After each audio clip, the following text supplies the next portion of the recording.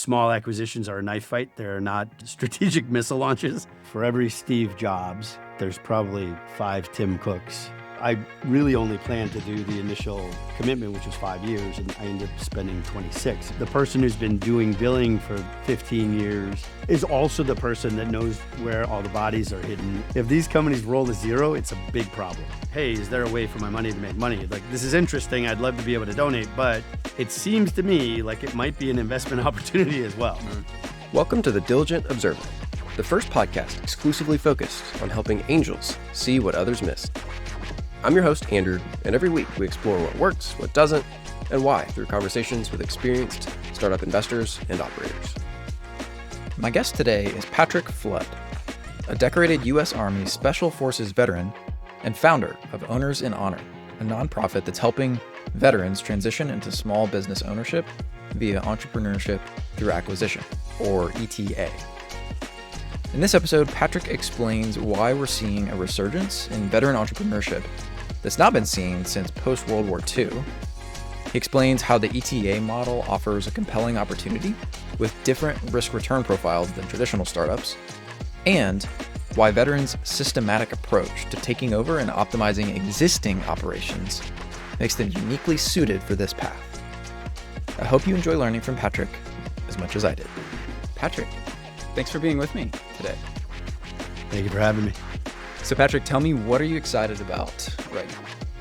I'm excited about right now, we'll call it 2 things. One is the more long game of the fact that there's a sort of co-joining of opportunities of a lot of small businesses that are exiting and a lot of them that are family-owned or legacy businesses that are actually looking for a legacy transition. So someone who's interested in taking over a family business, not necessarily someone who's interested in aggregating it into a larger conglomerate. And then the second opportunity that's part of that is the veterans that are now really getting almost as engaged or growing in engagement as they were post-World War II about entrepreneurship and understanding that a lot of their attributes are really positioned to help them be successful within the entrepreneur through acquisition type of investment or opportunity post-transition. The thing that's more immediate is that, touch wood, we have one of our opportunities that should be closing in the next couple of weeks. So it's always exciting to, I can't divulge a lot of it about that till everything closes, but it's always great to see an opportunity in a place that is a little bit more remote, that definitely had a difficult time finding someone to be able to buy the company without wanting to turn it into a roll-up. And then at the same time, being able to provide an opportunity for a veteran to be able to go back to the place that he joined the military from, which is an exciting opportunity for a lot of veterans that normally when we retire and we transition out, we are more often, and I used to be one of the people that would coach people about this, but we talk to people about ensuring that the market provided, that you engage the market to understand what your value is to the market, understand how to translate your skills into a civilian skill set, and then at the same time be able to make sure that when you are going to the market that you don't get anchored at a low entry point, because it's really difficult at that point after you've transitioned to scale it up to be able to get compensated what you really fairly earned. And so this is a different opportunity where that one almost always you had to move again. You had to move to potentially a community that didn't have a veteran community, didn't have people you knew. Your kids would have to leave school. They didn't have any safety net as far as family or any psychological safety net. And because of this, you can actually see in real time the fact that these communities are very excited about welcoming their veterans back. And then quite frankly, they're getting an incredible return on their investment. They as taxpayers have spent a tremendous amount of money on leadership skills that people have been taught in the military, and now they can come back and bring it straight to Main Street and be able to really provide those leadership opportunities within communities that I think a lot of small communities have been lacking. Well, we certainly see a significant amount of veteran entrepreneurship just in general. Like any active angel is going to see a material portion of the opportunities that hit their desk led by veterans. I was personally just looking at a deal this last month that was led by a veteran team, and all of those traits that you just talked about were very present and obvious in that company. There is so much value there. So I want to come back to that and how you guys specifically are helping veteran entrepreneurs make this transition and get into this space. Before For we do, sure. though, you just talked about something that is pretty interesting. You said that recently there's been kind of a resurgence of veteran Hmm. interest in entrepreneurship that we haven't seen since post World War II. So tell me more Hmm. about what you mean by that. If you have any data points to like help me Sure. understand that. So post World War II, nearly 40% of veterans were involved in some fashion of entrepreneurship. I think it's like the high 30%. Over time, and I think a lot of that came from the fact that it was a draft. You took people from all over the United States, you brought them into the military. So there were a lot of people that entered the military service who came from small communities where everyone was a business owner. I grew up in a community that was pretty small. It's in Northeast Wisconsin, and almost everybody I knew was a business owner because that's just how you create the community. Post World War II, when we kind of went into more of the, say, modern 80s, where everything kind of became a service opportunity, is that most of the people that entered the service or into the military didn't come from backgrounds where their family were entrepreneurs. So similar to military service of being able to have a bias to success based on familiarity of someone who's actually experienced it, is that most people that join the military, I think over 80%, join the military because they have someone either 1 or 2 degrees away from them who's actually served in the military. Well, entrepreneurship is really the same thing. And so if you look at what was happening in the military, is that you're having fewer and fewer people that were joining the military that came from an entrepreneurial background in any way, shape, or form.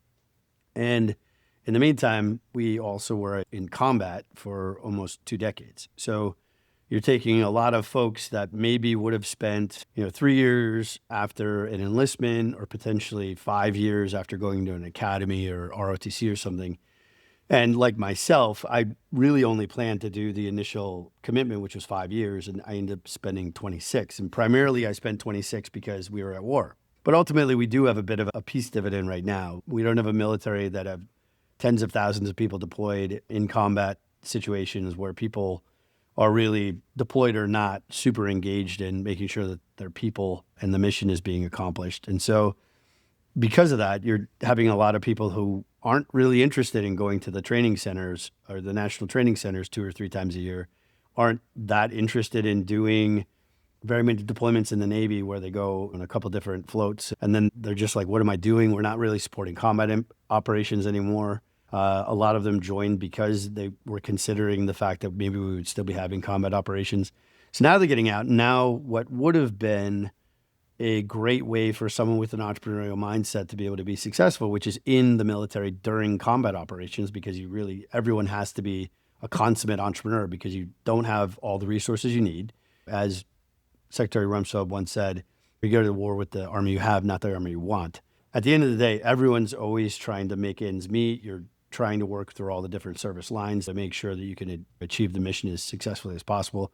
And you're dealing with huge, long supply lines and everything else that goes into it. So you have to be very innovative, typically, to be very successful during those periods. And when we're at peacetime, it's just really difficult, even though we do really great training exercises within the military in peacetime.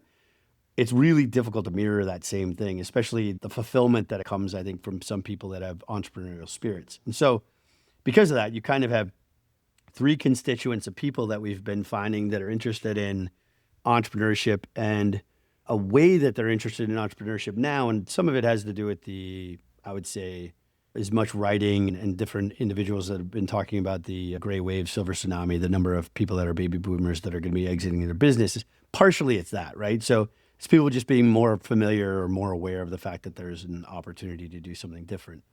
The other part of it, though, is that a lot of veterans are now interested in ideally mitigating some of the risk that comes along with doing a startup and looking at something that they could potentially buy that would then be something that has provable ROI, that has past record of performance, something that they could scale to be able to increase an investment and then ideally build an asset class. There is less of I don't know if the right way to say this, but it takes a certain person to be a startup person, right?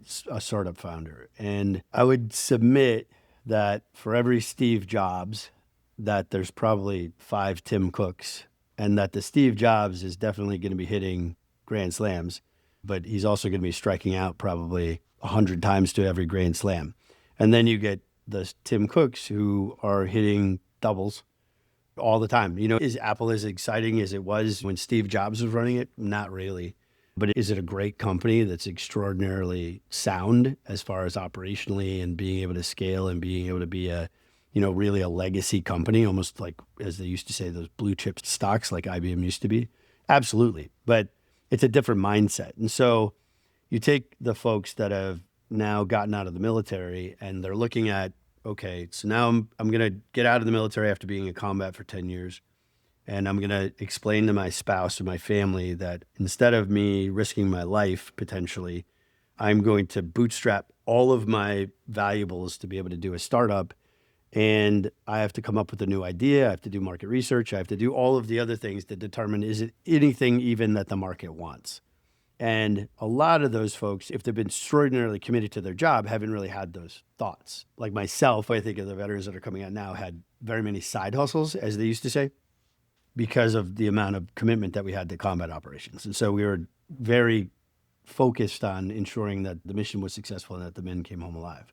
And so from that, now you're taking people that are maybe a little bit more mature. Maybe they're, not your, mid 20s. You're looking at maybe mid 30s, sometimes early 40s, folks that are interested in potentially taking over that company, because what they've missed over all of these years is that sense of home. They've missed having a church to go to, a grocery store to go to, a neighborhood, knowing their neighbor, all of this stuff. And so there's this opportunity cost that's been lost for them of being actual citizens, because they've been on the front line doing a lot of great service to the nation for a long time.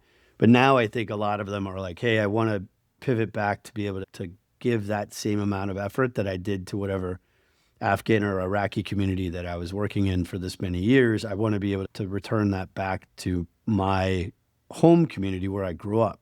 There are quite a few veterans. Not every veteran comes in and is like a Boy Scout when they came in. They weren't all Eagle Scouts that were like, hey, I'm going to go be Audie Murphy and it's going to be amazing and this is just part of my American history. A lot of folks come in the military because they're not sure what else to do. A lot of them were under-engaged or underperforming, I would say, as high school students, because they just didn't feel there was enough challenge to them sometimes. And so some of them were a little strayed off of maybe the main path. And this is an ability for them to a lot of times come back home to a really positive homecoming, where these folks have matured a tremendous amount since the time that typically they left the community. And now, and some of it I think maybe comes from the bitterness that happened with us leaving Afghanistan, and to see how much hard work we put into it, the touch points that we had with so many Afghans because we were there supporting them. I know for a fact that if I go back to the community that I grew up in, I'm never going to have that feeling. We're never going to withdraw in a way that I feel like I'm going to lose dignity in the process of it. Instead, if I invest in my community, I think I'm actually going to see a tangible outcome from it. So I think there's a multitude of factors, but those are all combined with, I think a lot of veterans are, business schools like veterans for the most part. There's usually a pretty solid veteran constituency in most business schools, mainly because we pay our bills because of the post 9/11 GI Bill that helps us pay our bills. So we're great as far as a fiscal risk. We're a great fiscal risk for business schools. We also withdraw from school at a far fewer rate than your typical person. When we commit to something, we do it, we finish it, even if it's sometimes not the best fit. And we're maybe, we bit off more than we could chew. We're not quitters. So we'll stick with it until the end. And then because of that, a lot of business schools are kind of adopting the opportunity of the ETA opportunity or mergers and acquisitions opportunity. A lot of them are considering front-loading some of the entrepreneur classes. Traditionally, the entrepreneur classes are usually an elective at the end of business school. So you're getting it, like I went to a really good business school and our electives for entrepreneurship were at the very end. And I'll be completely honest, I was smack dab in the middle of interviewing and I wanted to know the stuff about the entrepreneurship stuff, but it was fun versus, hey, I'm going to take this and put it into practice right away. And now, because of both the ETA clubs that are developing, but also some of the ETA classes that are developing earlier on into people's business school tenure, now you're getting a lot of students who are interested that are in business school. Well, business schools, especially good ones, are a lot of times full of veterans. And then on top of that, now you have a lot of undergraduate business students who are interested in hearing a little bit more about it because they're like, well, do I really even need an MBA? Why can't I do this with a bachelor's degree? The company that potentially I'm looking to purchase, the guy who ran it didn't even have a degree at all. Great example is my grandfather and his brother bought and then ran and established a company, bulk fuel oil distribution company. His brother had a college degree. My grandfather did not. My grandfather was a veteran of the Army Air Corps during World War II. My dad was a corpsman in the Navy and then a PA in the Army, and ended up running and operating a clinic for 35 years. You know, the way that we look at problems, how curious we are, how open to not necessarily being the perfect subject matter expert on everything that we approach it's a great attribute for people to be young business owners or new business owners. Patrick, there's so much to react to there. I think what I will point to is it almost seems to me like there's a humility, a unique humility that comes from that level of experience, someone that's been in the service and had to sacrifice so significantly for their country to then come back and decide not to start their own thing, which requires a certain level of almost like a pride and a self-confidence that's like, yeah, I'm going to start a new thing that because this doesn't exist. There's almost a humility in looking at an existing thing, taking over, optimizing that, and taking it to the next level that I love. And I think from what you've shared is pretty unique to the veteran entrepreneur. Now, there certainly are those that start their own thing. Yeah. It's beautiful. I love this point about some of the unique elements that make veteran entrepreneurs uniquely suited to the entrepreneurship through acquisition route. So the smallest unit in the United States military is 2. So everyone is, from day one, you're always either partnered with somebody or responsible for somebody else. One of the challenges that I think that we've seen sometimes, and a lot of veterans do great at startup entrepreneurship, but startup entrepreneurship has a tendency to be very isolating and alone. If you're getting out of the service and you're going through sort of an identity shift and you're going through a lot of the psychological distress, and then on top of that, you're also by yourself doing it, it ends up becoming potentially critical mass, and it becomes very difficult for some people. Because of their resiliency, because of other stuff, that a lot of them will troop through it and do a great job. The aspect, though, that you're talking about is when we were in the military, we're never satisfied with how everything is because it's just been the way that we've been developed. We're not prideful about improving a situation or improving an operation. We just think that that's what's going to happen, and we're going to do the best that we can while we're in that position.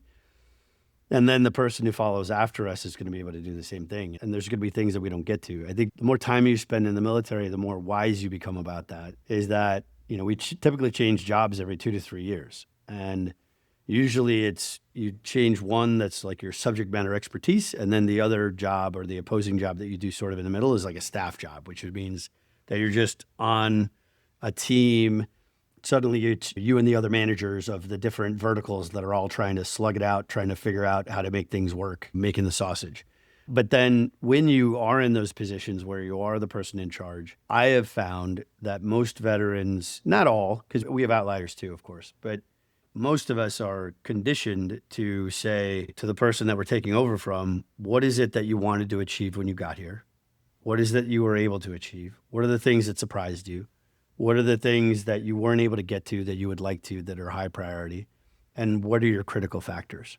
And then from that, those are exactly the things that a good business owner would talk to a seller about. So great example is the very first opportunity we had is we were not the first offer. We were the 12th.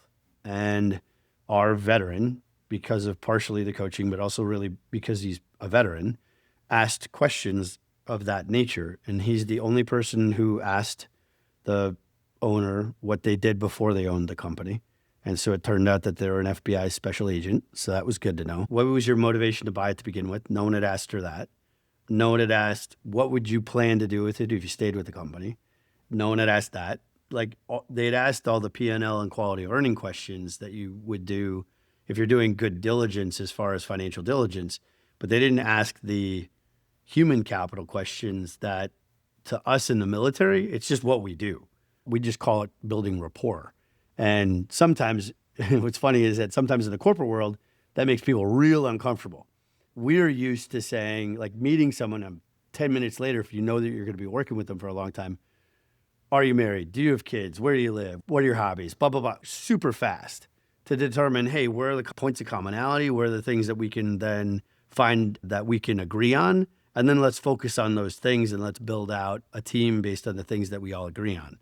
Instead of like in the corporate world, my experience has been that you start asking people if they're married or if they have families or whatever, and they get real unsettled. And then they're like, why are you asking this? And then the same thing happens is that in typically the corporate world, if you're a manager, director, partner, whatever, and you have employees or direct supports that are coming to you with issues, typically you're focused on their performance, right? Well, it's a weird disconnect, I think, in a lot of the corporate world where it's like you focus on only the performance and not the person.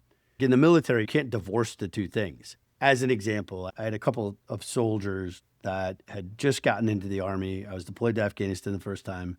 And their first duty when they came into the Army is they had to clean up the site that was in, I'll just say it, it was a it was a murder-suicide in post-housing, and our soldiers had to clean it up.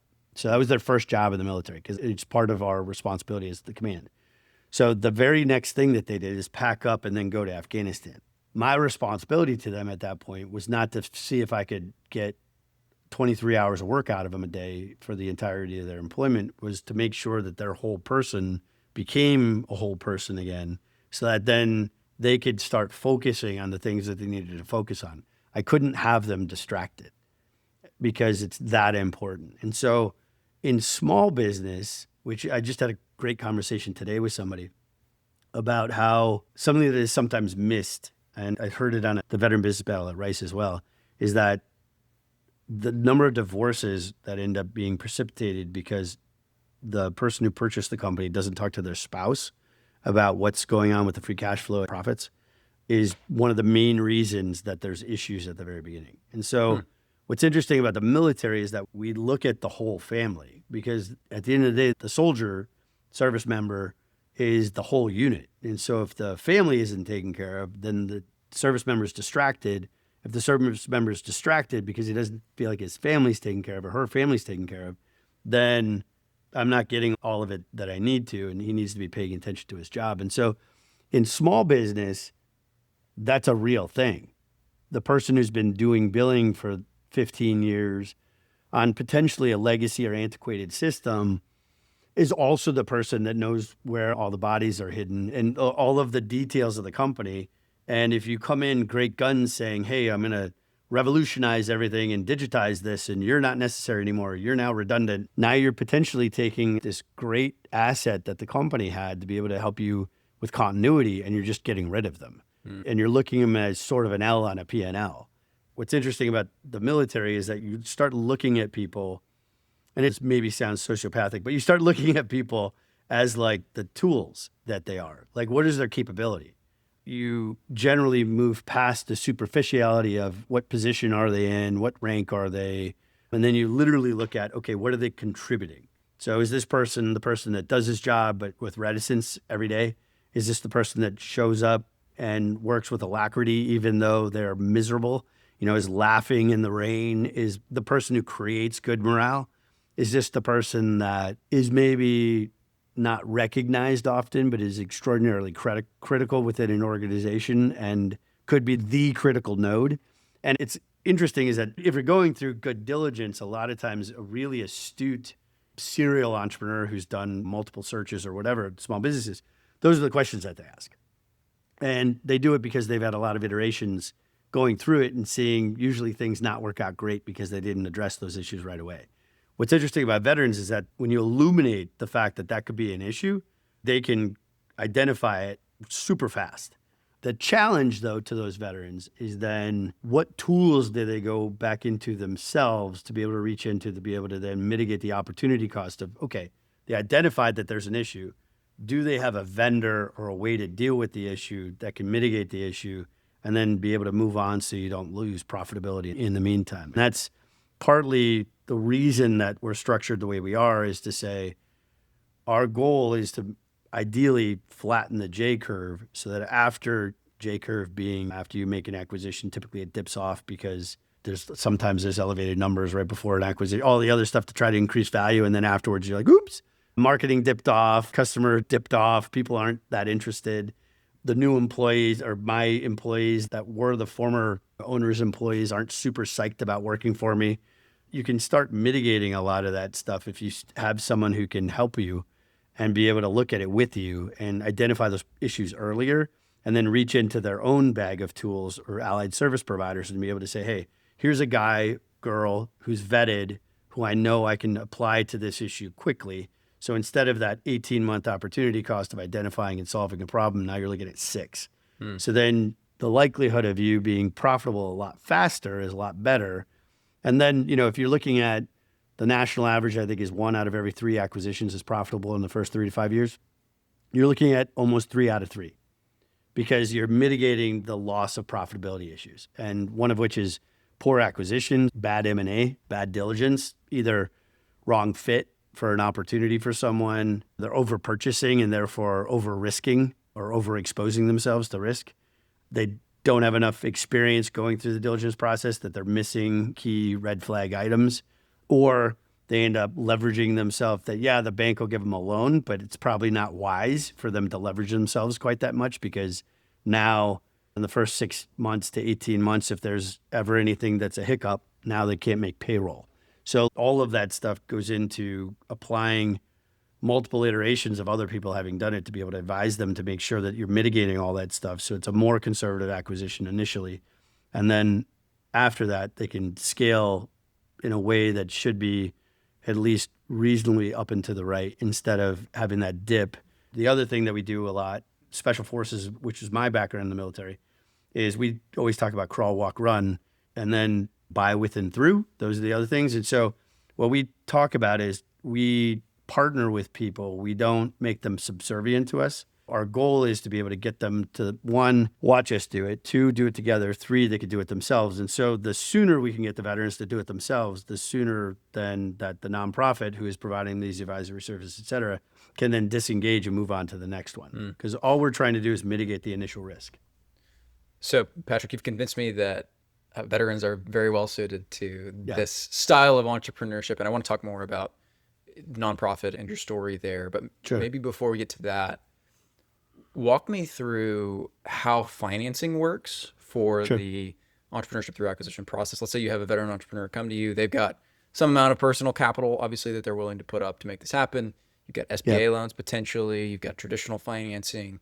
And then you have this slice somewhere for individual financiers, which would be an option available to the typical angel investor. Walk me through how this timeline typically works, where an individual investor, a small single family office might fit in this process, how this works, and then we can get into more nuance around your story and how you guys equip these veterans. I think it's helpful that I did talk a little bit about the advising that goes into the sort of M&A process and then also the post-acquisition stuff, because that's where some of this stuff gets factored in. As an example, all of the veterans go through our program. Before they go and start a search, they establish a buy box. One of the things that they need to be able to establish in the buy box, so geography, size business, industry business, timeline to ownership, and then they also have to pre-qualify for an SBA loan. Does that mean they have to use an SBA loan? Absolutely not. But it means that they have to be able to qualify for one. So we already vet people to make sure that their finances are in line, that they could get an SBA loan. Our goal is to try to be able to make sure that they understand the cost of capital. And the cost of capital could mean a whole host of different things. It could mean time, it could be money, it could be interest, it could be control, it could be a lot of different things. And so for us, really, as then they find the acquisition, they already know typically that they get a letter from a bank that, hey, you could be pre-qualified up to blah, blah, blah. And then from that, you then can approach a seller or a broker and say, hey, this is, this bank would lend me $4 million or whatever. The goal then is as you go through the transaction, you negotiate. And the cheapest way to be able to do it is seller financing. Sellers typically have the lowest interest rate on their debt.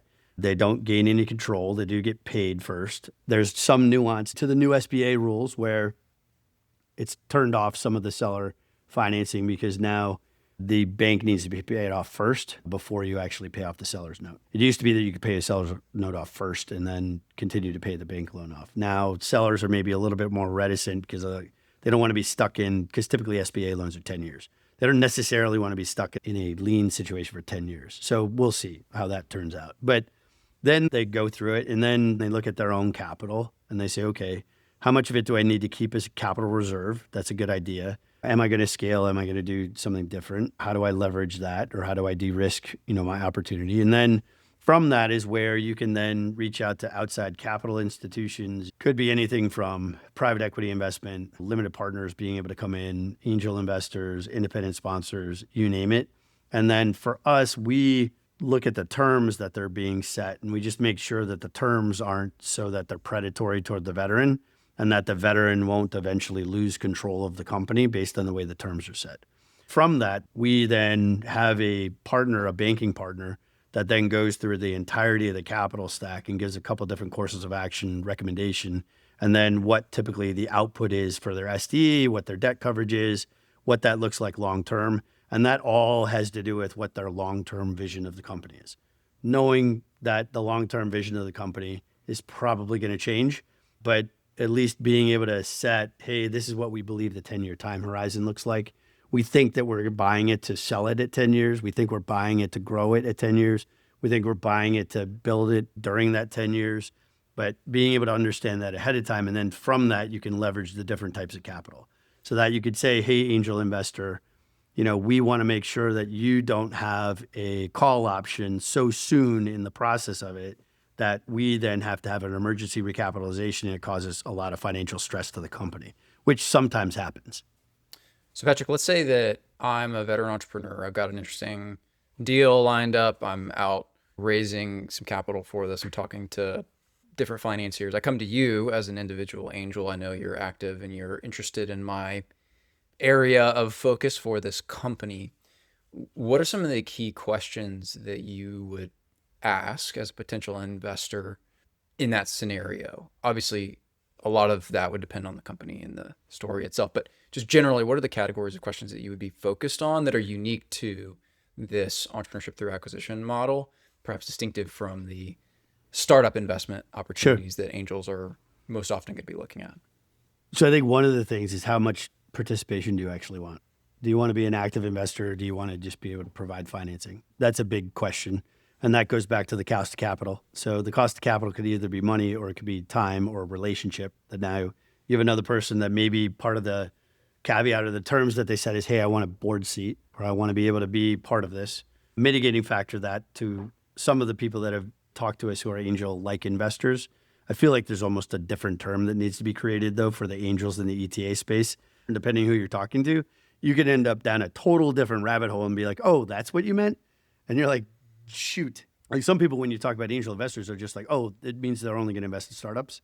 And you're like, not really. Angel investor, by definition, is just someone who's going to provide personal capital to be able to then help somebody do whatever, and they expect some kind of return from it. It doesn't mean that it's only startups. It's just that's the way it's principally been used in the past. For us, though, it's like, okay, what relationship do you want? So a lot of angels or people that have considered individual investment with us so far, one of the main factors that they were interested in doing it is because they're not going to be doing it alone. The other thing that sometimes the angels were concerned with, or people that were individual investors were concerned with, is, okay, I'm going to give money to this veteran that's, say, 10% of the equity of his company. I'm going to give 10% of the equity. Does that mean that I'm going to be providing 5 hours of mentorship a week and I'm going to be able to help him grow the company and I'm going to be able to benefit from it because I gave him a little capital? I'll be able to meet him for coffee, be able to connect him to my connections, be able to make sure that things are going easier. Or did I just get a 60-hour-a-week job that I wasn't planning on because this veteran is in the weeds with not having enough experience running this company, that now I am basically running this company as a shadow governor?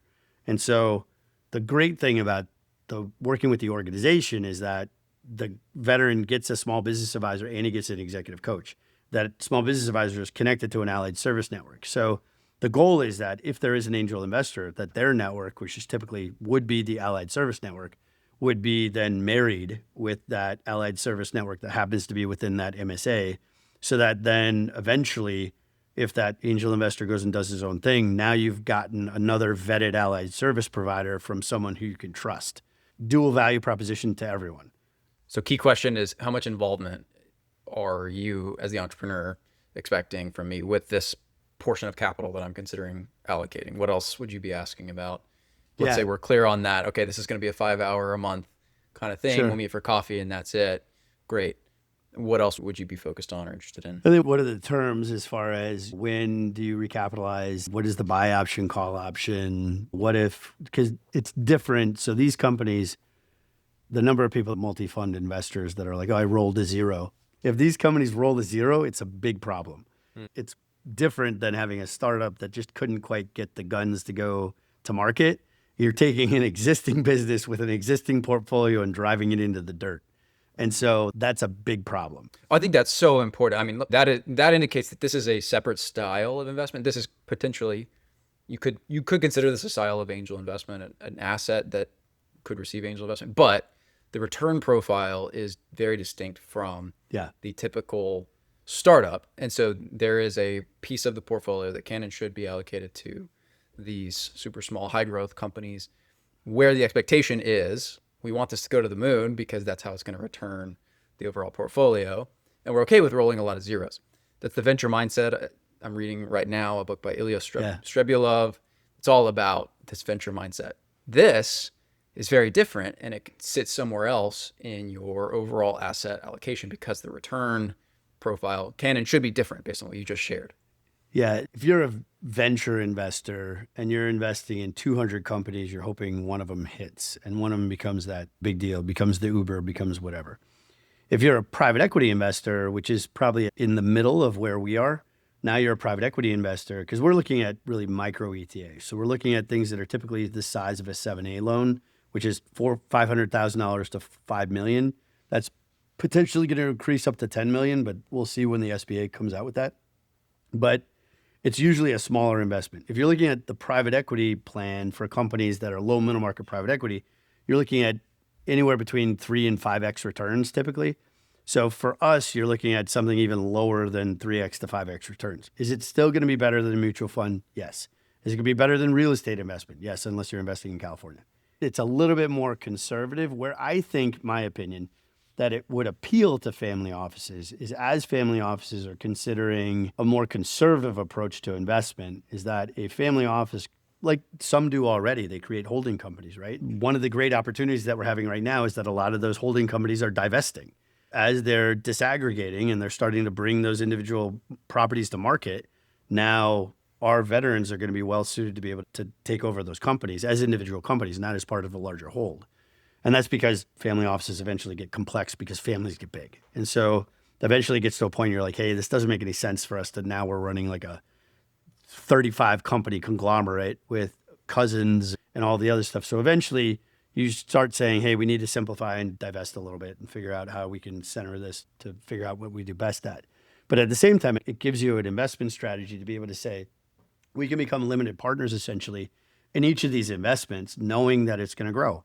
And in the meantime, you're providing a low cost of capital to veterans that then is providing a return to you.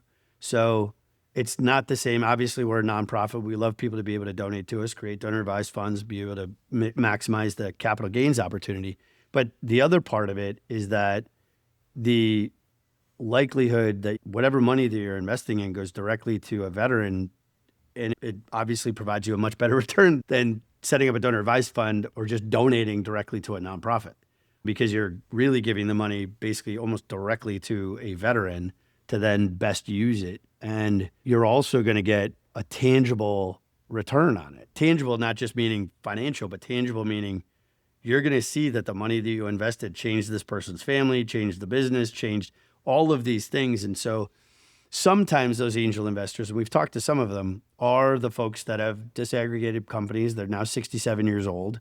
They don't want to go off into the sunset. They want to fight the dying of the light. As they're doing that, they're like, I have so much that I can still give, but I want my money to make money. And what's interesting is that was some of the very first conversations we had with people as the nonprofit who we thought were potential donors and are now donors. But one of the questions was, hey, is there a way for my money to make money? Like, this is interesting. I'd love to be able to donate, but it seems to me like it might be an investment opportunity as well.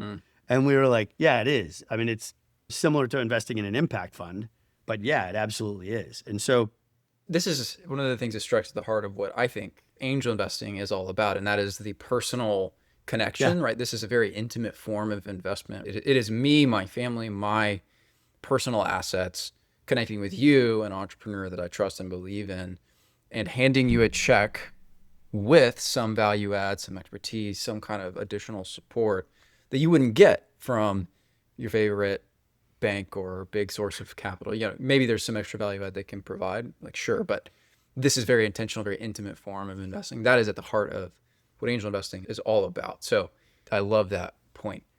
Patrick, tell me, I want to make sure for the sake of time, we're able to get to your story. And, you Sure. mentioned the nonprofit and your organization. You served in the military for a couple of decades. Thank you for your service. And you've been in the consulting world. Did I see you did some acting work at some point as well? That's pretty cool. Tell me how you got into this world and how you got to the seat that you're in now. And then as you Oh, look towards the near future, what are some of the things that you're excited about for the nonprofit specifically? So so as much as you can get to that in the few minutes we have left. yeah, I'll start the story in a cold night in Wisconsin. No, ultimately, so I went to college on an RTC scholarship, graduated from college. The Army got really small, so I ended up in the individual ready reserve instead of either the active duty or the reserves. Worked in politics for a little while, moved out to LA because a friend of mine had moved out there, started working in entertainment, ended up as a working actor, then actually worked. It was my primary source of income for about 3 years. Unfortunately, I had a younger brother who committed suicide. And so Oh my when my gosh. younger brother committed suicide, it gave me a serious point of self-reflection where I just didn't feel like I was serving at the time. And I wanted to be able to get in a position where I could serve others more. I wasn't doing anything wrong, but I just wanted to be able to make sure I could give more of myself to other people. And some of it was, I'm sure, guilt over the fact that my brother, who was my closest sibling, had died, and a lot of other things. But a lot of it was because I think that's the way that I always was, is that I feel really good being able to provide service to others. And so the Army at the time, it was 2000, had an opportunity for me to come back into the active Army for 12 months. I came back in for 12 months as a communications officer, got assigned to a special forces unit, and then 9 months into me being assigned, September 11th happened. So obviously ended up in Afghanistan, getting all of our stuff ready to go to Afghanistan the day I could have gotten out of the military. Decided that, hey, the big guy probably put me in where I was for a reason, and that I had some other purpose, and maybe the things that had happened up to that point were lessons that gave me a different sense of resilience that maybe others didn't. When confronting something that was so unknown as going to combat for the first time. It was almost everybody's first time going to war that I knew when I was in a special forces unit. From that, I went to Iraq, had a great job, had a great boss as well. That boss said that he thought that I had a good path as being a special forces officer, a Green Beret.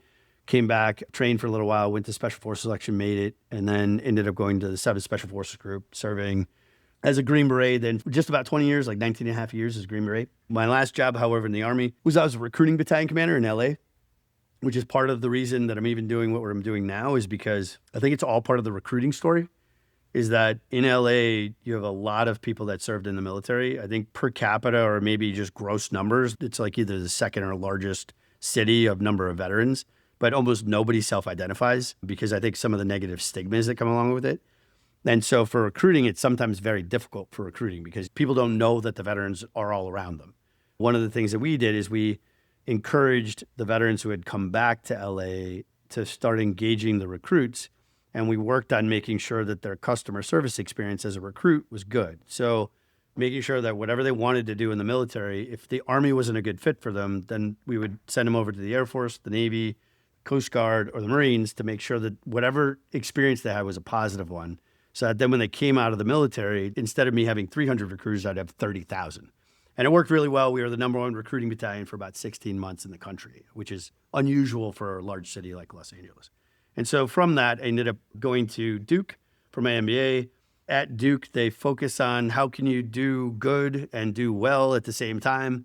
One of the things that I thought of at the time was, wouldn't it be great to be able to build a nonprofit that could be self-sustaining?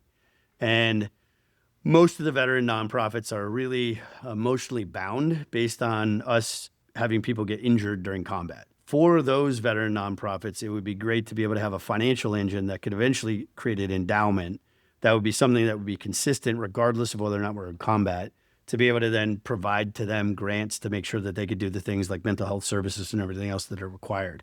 Because in times of non-war, people don't give to those organizations. And for us to be able to, one, do that. Then I put a pin in it, started working just like everybody else, transitioned, head down, worked hard for about 3 years. Had an opportunity to work with the Veteran Transition Organization. At that organization, I was on the corporate sort of engagement, like a career fair almost. And then that same night, they had an entrepreneur panel as well. And the entrepreneur panel only focused on venture opportunities. And I, at the time, was working with our M&A and valuation services at the financial institution that I was working at, trying to, because we had just acquired them from a different firm. And we're putting them to work. And I was like, between this and my knowledge of my dad owning a business, being a veteran, my grandfather owning a business, being a veteran, there seems to be a better way to mitigate some of the risk of this. And maybe there's people that can help. And there was a gentleman there that night that was like, hey, how can you help me? So I called around for about 3 months and couldn't find anyone that could really help him.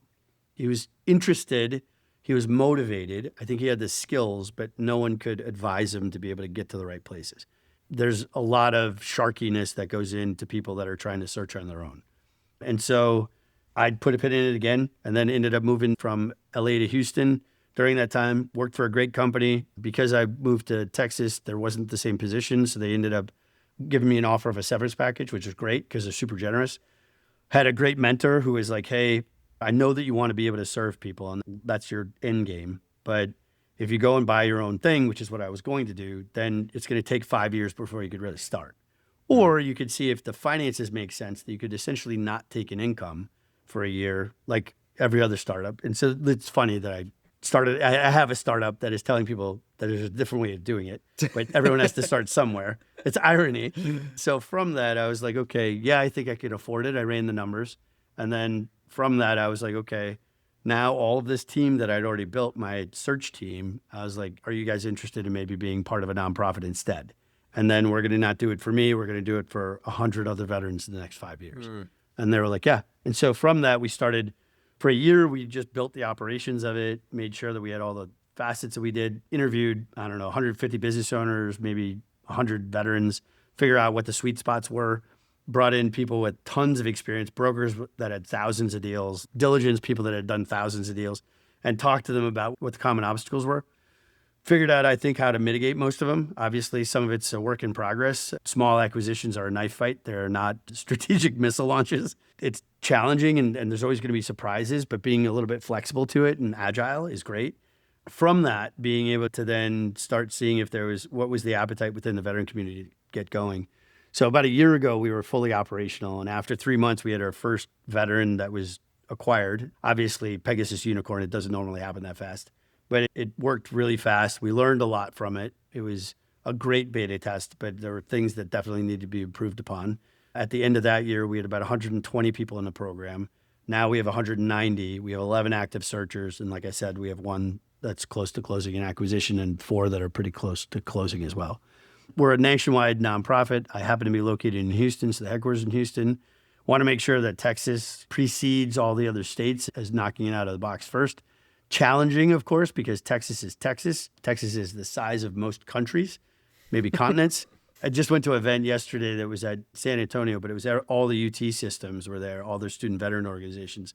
So we're talking to people from El Paso and Rio Grande and Tyler and like all of these other Texas colleges. And I was like, man, I think that we're gonna have to be able to be remote to allow you guys to know that there's an opportunity to some of this stuff. But it's been great because it's been a catalyst for these veteran organizations. Like in San Antonio, there's so many different colleges that weren't talking to each other. And so what we're saying is that, hey, we're going to be there in 6 months to do an ETA event at UTSA. We're going to invite all these other colleges. We're doing the same thing at Rice. Rice is working with us. They're bringing in University of Houston, Texas A&M. They're all going to be coming to Rice to be able to then go to the ETA conference as long as they go to our orientation and then the AAR that's afterwards or after action report, to make sure that they're understanding the opportunity, but they also understand there's a whole group of people that want to see them succeed. And it's not us selling what we're doing. I just want them to know that they're perfectly capable of doing it. They just need the right components to be able to do it. And quite frankly, I want the veterans to have an asymmetric advantage over everyone else that's competing because of trying to mitigate the opportunity cost of them being away for so long, fighting a war that was so long. Patrick, I talked a lot about what you guys are doing. Tell me the name of the company. Tell me what the process looks like. If I'm a veteran listening to this and I want to learn more about entrepreneurship through acquisition, or I'm an investor listening to this and I want to get more involved in helping finance some of these. Sure. How do I engage? Yeah. So the website and also the name of the company is Owners, OWNERS, honor, HONOR, ownersinhonor.org. You would go to the website if you're interested in it. You would go to buy a business. You can also sell a business through us. We'll help veterans help them sell a business. But you go to buy a business, you'll click down and it'll say start your journey at the bottom of it. Click on that. There's be an inquiry form. After that, there's an interview to make sure that this is the thing that you're actually interested in. If you're interested in doing startup instead and you just happen to find us because we're an entrepreneur organization, then we'll refer you out. There's a whole bunch of partners that we have that do startup. They do the same thing for us. If someone ends up at them by thinking that they do everything, then they pivot them back to us, which is great too. That's been a huge thing that's happened over the last 6 months, is all of us working together to make sure that veterans understand there's different pathways. We find out whether or not you're a veteran, a spouse, or a Gold Star family member. In other words, a member of your family is deceased in active duty. And then we just validate that, make sure that their terms of service are ones that they would be able to get an SBA loan. Then they come in. We're integrating right now a straw man pre-SBA qualification that can help flag them right away. So if they're going to have to stay in that sort of waiting stage for a while they clean things up, that's fine. You can be in the base camp. There's really no time limit. It's really about them self-selecting. We're not trying to push anyone through the process.